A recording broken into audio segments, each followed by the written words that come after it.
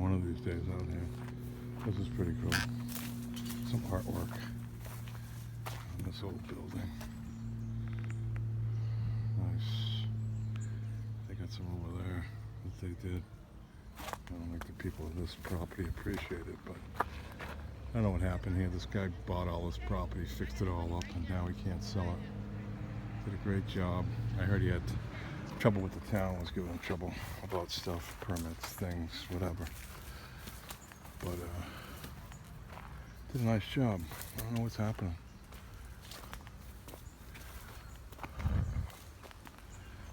This is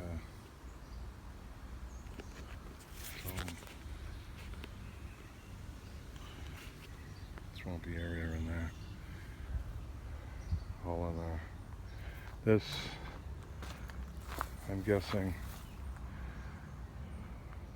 they could travel through there under the railroad tracks when they needed to. And then, it's a nice waterway over here. We found some tracks, some railroad tracks.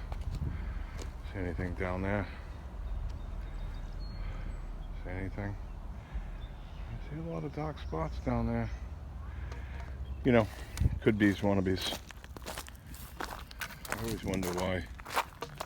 I got some really good trash here.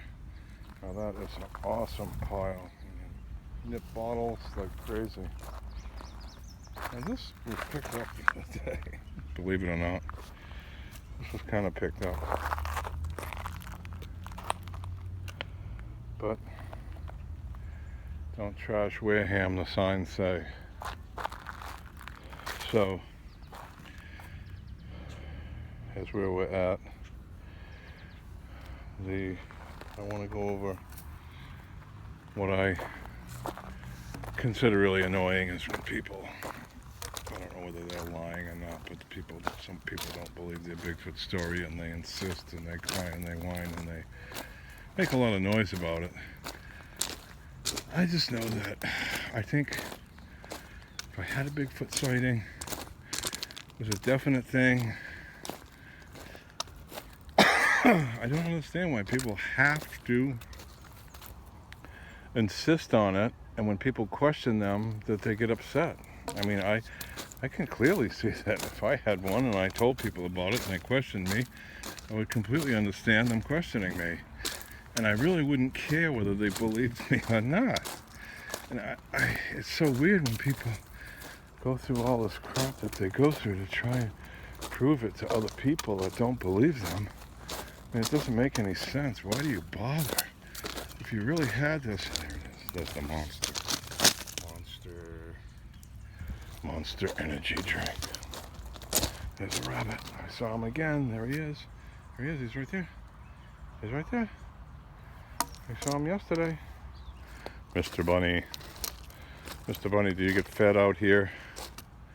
You don't seem to be afraid of anyone. Where are the Sasquatch people, Mr. Bunny? Show me the way. So, I guess when I got started years ago, you know, I just didn't know. It was very intriguing, the whole thing, and was it real, was it not? Read about a lot of stories, and that made it really interesting. But a lot of the stories and videos and things turned out to be not real. So then you kind of wonder, well, how could this be? I mean, my always thought has been that there's nothing. Nobody has anything. Nobody's proven anything. Nobody's dragged any bodies in. How can you not have one body with thousands of sightings?